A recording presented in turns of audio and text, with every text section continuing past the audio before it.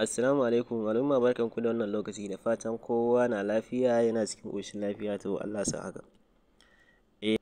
Kamar yadda muka sabaka muku da fina-finanmu akai-akai, to a yau muna ɗauke da wani babban fim wanda kowannen ku yana jiran shigowarsa.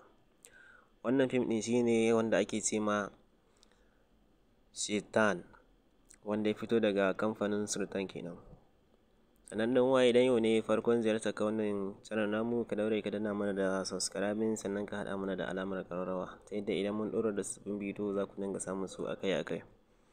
Sannan muna godiya da bibiyan mu da kuke yi da tsaya kuke kuna sauraron mu. Wannan fim ɗin za mu ɗora muku da link ɗinsa ga duk mai buƙata kenan yana iya duba a comment namu na farko, a nan za ku iya samun wannan link ɗin bidiyo na Shaitan.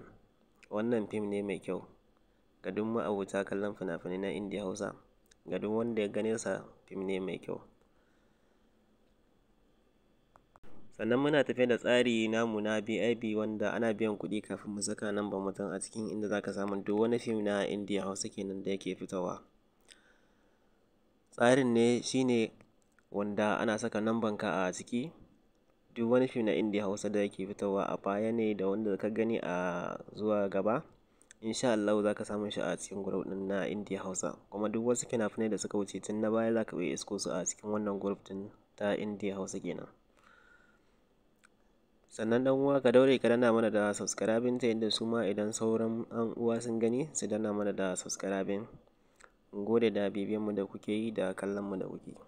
Domin fasada ke kashe 'ya'yan itaciya, tushe da asali na a gidaje ka tambaya, domin iyayen sun mana komai ka tambaya. Ka san mahasadi ya fiye kowa halin siya, Allah wadanna ka me biye rudi na duniya, kudo sai da mu masu idowa na mujiya. Kun san da guga na karfe ke shegare jiya, domin fa akasin makarami za ka antaya. Allah kai masa rawanin siya, ka kara ninka masa ninkin cakwakiya, hana shiga da ƙaryar ce ko fa gaskiya, ɗaukaka da baiwa yanayi ɗai ku an kare, ba na kushe bai